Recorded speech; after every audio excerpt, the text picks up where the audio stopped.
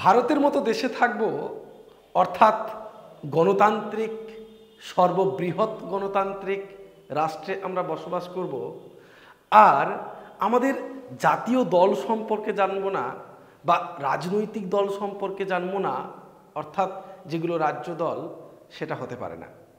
আমাদের মূলত এসএলএসটি পরীক্ষাকে কেন্দ্র করে আর যারা যে সমস্ত কম্পিটিটিভ এক্সামগুলো দিচ্ছ তাদের জন্য কিন্তু এই বিষয়গুলো জেনে রাখা অত্যন্ত দরকার। অনেক সময় তোমাদের কিন্তু জিকে হিসেবেও পড়ে থাকে, কিংবা এগুলো খুবই গুরুত্বপূর্ণ একজন ভারতীয় নাগরিক হিসাবে আমাদের ভারতের জাতীয় দল এবং রাজ্য দলগুলো জেনে রাখা। আমি আশিস কর, পলিটিক্যাল একাডেমি ইউটিউব চ্যানেলে সবাইকে স্বাগত জানাচ্ছি। যদি এখনো পর্যন্ত চ্যানেলটিকে সাবস্ক্রাইব না করে থাকো, আজই সাবস্ক্রাইব করে ফেলুন। আর একটি কথা, যদি তোমাদের এই ভিডিওগুলো ভালো লেগে থাকে বন্ধু বান্ধবদের মধ্যে শেয়ার করুন, পলিটিক্যাল একাডেমি চ্যানেলের পাশে থাকুন। আমরা কিন্তু এসএলএসটির বিভিন্ন টপিক ধরে ধরে প্রতিদিন তোমাদের সাথে কথা দিয়েছি। আমরা কিন্তু একটা করে টপিক তোমাদের কাছে আলোচনা করব। তাই আজকের আমার আলোচ্য বিষয় ভারতের জাতীয় ও রাজ্য দল। ভারতের কি কি জাতীয় দল রয়েছে, কি কি রাজ্য দল রয়েছে, এবং সবথেকে গুরুত্বপূর্ণ বিষয় যেটি, জাতীয় দল হতে গেলে কি কি ক্রাইটেরিয়া প্রয়োজন, কি কি যোগ্যতার প্রয়োজন। আমাদের তো এসএলএসটি পরীক্ষা দিয়ে তবে শিক্ষকের যোগ্যতায় পৌঁছতে হবে। কাউকে কলেজের পরীক্ষা দিয়ে সিএসসির মধ্য দিয়ে আমাদেরকে কলেজের উত্তীর্ণ হতে হয়, নেট সেট ইত্যাদি দিয়ে।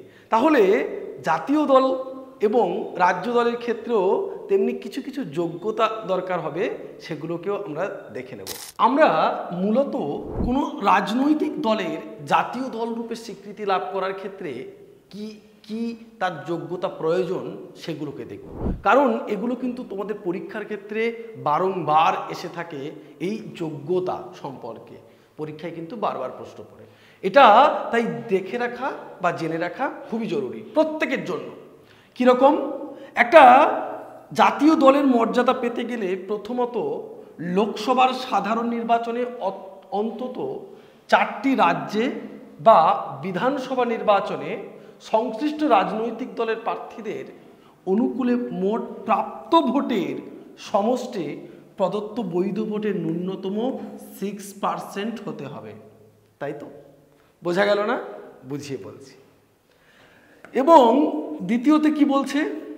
বলছে এর সঙ্গে সংশ্লিষ্ট রাজনৈতিক দলকে যে কোনো একটি বা একাধিক রাজ্য থেকে লোকসভায় অন্তত পক্ষে 4টি আসন লাভ করতে হবে। মানে বলছে, দেখো, একাধিক রাজ্য থেকে, এক বা একাধিক রাজ্য, শুধুমাত্র তুমি পশ্চিমবঙ্গে 42টা সিট পেয়ে যাবে, 60টা সিট পেয়ে যাবে, এরকম কিন্তু হলে তুমি জাতীয় দল হতে পারবে না। তাহলে কি বলছে? বলছে যে রাজনৈতিক দলকে যে কোনো একটি বা একাধিক রাজ্য থেকে লোকসভায় অন্তত পক্ষে 4টি আসন লাভ করতে হবে। আর একটি কি বলেছে? লোকসভার যে কোনো সাধারণ নির্বাচনে, 4টি রাজ্যে বিধানসভা নির্বাচনে, দেখো 4টি যে কোনো রাজ্যে বিধানসভা নির্বাচনে, এবং সেই রাজনৈতিক দলের প্রার্থীদের অনুকূলে মোট প্রাপ্ত ভোটের সমষ্টি বৈধ ভোটের ন্যূনতম 6% হতে হবে। 6%, যতজন ভোটার থাকবে বৈধ ভোটার, তার 6% ভোট তাকে পেতে হবে। এবং শুধুমাত্র একটি রাজ্যে নয়, অন্তত পক্ষে কমপক্ষে 4টি রাজ্যে থেকে, এক বা একাধিক রাজ্যে, অর্থাৎ অন্তত পক্ষে 4টি আসন লাভ করতে হবে। সেটা 4টে রাজ্য হোক বা একটার বেশি রাজ্য হোক, অন্তত কমপক্ষে 4টে আসন তাকে পেতে হবে। অর্থাৎ বুঝতে পারছো, শুধু আমার কাছে আমার রাজ্যের এমএলএ এমপি নিলে হবে না, আর একটা যে কোনো রাজ্য বা অন্যান্য কোনো রাজ্য, এক বা একাধিক রাজ্যের আমাদের কিন্তু সাংসদ প্রয়োজন। অথবা আরেকটি কি বলছে? অথবা দেখো, তুমি সেটা করতে পারো, না হলে সংশ্লিষ্ট রাজনৈতিক দলকে লোকসভায় অন্তত 2%, লোকসভায় অন্তত 2%, অর্থাৎ 543টি সদস্যের মধ্যে লোকসভায় 11টি আসন লাভ করতে হবে। এবং এই নির্বাচিত সদস্যদের অন্তত 3টি আলাদা রাজ্য থেকে নির্বাচিত হতে হবে। 3টি আলাদা রাজ্য থেকে মূলত তাদেরকে নির্বাচিত হতে হবে। তাহলেই তুমি জাতীয় দলের মর্যাদা পাবে। আরেকটি কথা বলছে যে 4টি রাজ্যে রাজ্য দল রূপে নির্বাচন কমিশন কর্তৃক স্বীকৃত হতে হবে। অন্তত 4টি রাজ্যে রাজ্য দল রূপে নির্বাচন কমিশন কর্তৃক স্বীকৃত হতে হবে। এতগুলো যোগ্যতার অধিকারী হলেই তবে তুমি কিন্তু একটা জাতীয় দল রূপে গড়ে উঠতে পারবে। এবার আমরা দেখব যে রাজ্য দল হতে গেলে কি কি যোগ্যতার অধিকারী হতে হয়। রাজ্য দল হতে গেলে দেখো, কোনো একটা রাজনৈতিক দলের রাজ্য দল রূপে যদি আমি স্বীকৃতি লাভ করতে চাই কি কি যোগ্যতার অধিকারী হতে হবে। প্রথমত বলছে রাজ্য দল হিসেবে স্বীকৃতি লাভের জন্য লোকসভা বা বিধানসভার সাধারণ নির্বাচনে প্রদত্ত মোট বৈধ ভোটের অন্তত 6% পেতে হবে যদি তাকে রাজ্য দল হিসেবে স্বীকৃতি পেতে হয়। এবং এছাড়া এর সাথে কি করতে হবে, রাজ্য বিধানসভায় সংশ্লিষ্ট দলটিকে অন্তত 2টি আসন পেতে হবে। রাজ্য বিধানসভাতে অন্তত 2টি আসন পেতে হবে, তবেই সে রাজ্য দল হিসেবে স্বীকৃতি পাবে। দ্বিতীয়ত কি বলছে, লোকসভার সাধারণ নির্বাচনে সংশ্লিষ্ট রাজনৈতিক দলের প্রার্থীদের অনুকূলে মোট প্রাপ্ত ভোটের সমষ্টি ওই রাজ্যে প্রদত্ত বৈধ ভোটের ন্যূনতম 6% হতে হবে। ওই রাজ্যে প্রদত্ত বৈধ ভোটের 6% ভোট হতে হবে, বৈধ ভোট পেতে হবে। এবং তার সাথে বলছে এর সঙ্গে ওই রাজনৈতিক দলকে সংশ্লিষ্ট রাজ্য থেকে লোকসভায় ন্যূনতম 1টি আসনে জয়ী হতে হবে। ন্যূনতম 1টি আসনে অন্তত জয়ী হতে হবে, তবে তাকে আমি একটা রাজ্য দল বলতে পারি। আর কি কি বিষয় রয়েছে রাজ্য দল হতে গেলে। তৃতীয়ত বলছে রাজ্যের সাধারণ নির্বাচনে দলকে রাজ্য বিধানসভার মোট আসনের অন্তত 3% লাভ করে জয়ী হতে হবে, অথবা রাজ্য বিধানসভায় 3টি আসন লাভ করতে হবে, যেটি বেশি হবে লাভ করতে হবে। অথবা কি বলছে 4 নম্বরে, লোকসভা সাধারণ নির্বাচনে কোনো রাজ্যের মোট আসন সংখ্যার প্রতি 25টি আসনের অন্তত 1টিতে জয়ী হতে হবে। আমাদের মূলত যে জাতীয় দল এবং আমরা মূলত যে রাজ্য দলগুলোর কথা বলি, এখানে আমাদের ভারতবর্ষের যে জাতীয় দল রয়েছে সেই জাতীয় দলগুলো নিয়ে আমরা আলোচনা করব। কয়টি জাতীয় দল আছে, তাদের বর্তমান সভাপতি, এই সভাপতির নামগুলো একটু তোমরা অবশ্যই দেখে নেবে, কারণ এগুলো বর্তমানে পরিবর্তিত হয় এবং পরিবর্তিত হয়েছে। তোমরা আর একটা কথা মনে রাখবে, এই দলগুলোকে কে তৈরি করেছে এখানে দেওয়া নেই, সেগুলোও কিন্তু তোমরা মনে রাখার চেষ্টা করবে বা মনে করবে। আমরা কিন্তু আমাদের যে গ্রুপ আছে সেখানে আমি দিয়ে দেব। চলো, মূলত প্রথমে আমরা দেখতে পাবো ভারতীয় জনতা পার্টি 1980-তে তৈরি হয়েছে, তার প্রতীক হচ্ছে পদ্ম ফুল। এগুলো তোমরা মনে রাখতে হবে। বহুজন সমাজবাদী পার্টি 1984-তে তৈরি হয়েছে, তার প্রতীক হচ্ছে মূলত হাতি। আমাদের কমিউনিস্ট পার্টি অফ ইন্ডিয়া মার্ক্সবাদী, এটা তৈরি হয়েছে 1964-তে, এবং কাস্তে হাতুড়ি এবং তারা তাদের হচ্ছে প্রতীক চিহ্ন। পরবর্তী যে দলটি রয়েছে জাতীয় কংগ্রেস, আমরা জাতীয় কংগ্রেসের কথা বলছি, আইএনসি, 1885 সালে এটা তৈরি হয়েছে। 1885 সালে তৈরি হয়েছে, মূলত হচ্ছে হাতের যে পাঞ্জা, অর্থাৎ আমাদের যে হাত আঙুল সহ যে হাতের চিহ্ন আমরা দেখতে পাই, সেটা হচ্ছে হাতের ছবি হচ্ছে আমাদের জাতীয় কংগ্রেসের। ন্যাশনালিস্ট কংগ্রেস পার্টি এনসিপি 1999-এ তৈরি হয়েছে, এটা হচ্ছে তার প্রতীক চিহ্ন হচ্ছে ঘড়ি। তার প্রতীক চিহ্ন হচ্ছে কি? তার প্রতীক চিহ্ন হচ্ছে ঘড়ি। 6টি আমাদের দলের মধ্যে আরেকটি পার্টি আছে, সেটি হচ্ছে ন্যাশনাল পিপলস পার্টি, এনপিপি। তোমরা মনে রাখবে সকলে, এনপিপি চিহ্ন হচ্ছে বই। এগুলোকে তোমাদের মনে রাখতে হবে। এগুলো হচ্ছে মূলত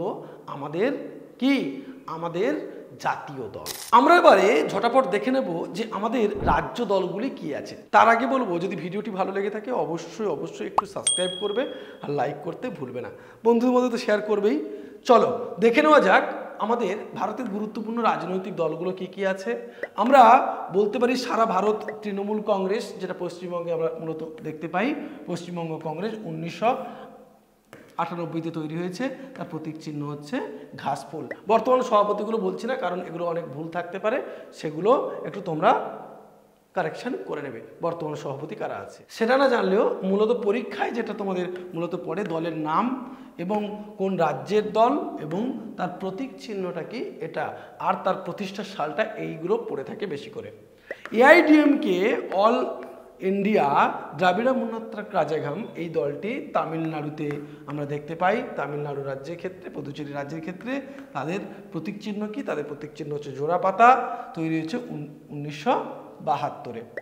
আম আদমি পার্টি দিল্লি এবং পাঞ্জাবে আমরা লক্ষ্য করতে পারি, সেটা হচ্ছে 2012 সালে প্রতিষ্ঠিত হয়েছে। তার যে প্রতীক চিহ্ন সেটা হচ্ছে ঝাঁটা। পরবর্তী এআইএফবি এটা পশ্চিমবঙ্গে দেখতে পাই 1939-এ তৈরি হয়েছিল, তার হচ্ছে সিংহ। তারপরে আমরা মানে ফরওয়ার্ড ব্লকের কথা বলছে আর কি।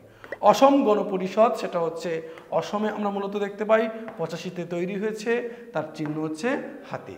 পরের দলটি বলছে আমাদের বিজেডি, এটা তৈরি হয়েছে ওড়িশাতে 1997-তে, তার প্রতীক হচ্ছে শঙ্খ। পরে দলটি ডিএমকে দ্রাবিড় মুন্নাত্রা কাজাগাম মূলত তামিলনাড়ু পুদুচেরিতে দেখা যায় 1949-এ তৈরি হয়েছে। খুবই গুরুত্বপূর্ণ এটি প্রতীক চিহ্নটা একটু দেখে নিও, বিশেষ করে ডিএমকে থেকে এআইডিএমকে হয়েছে।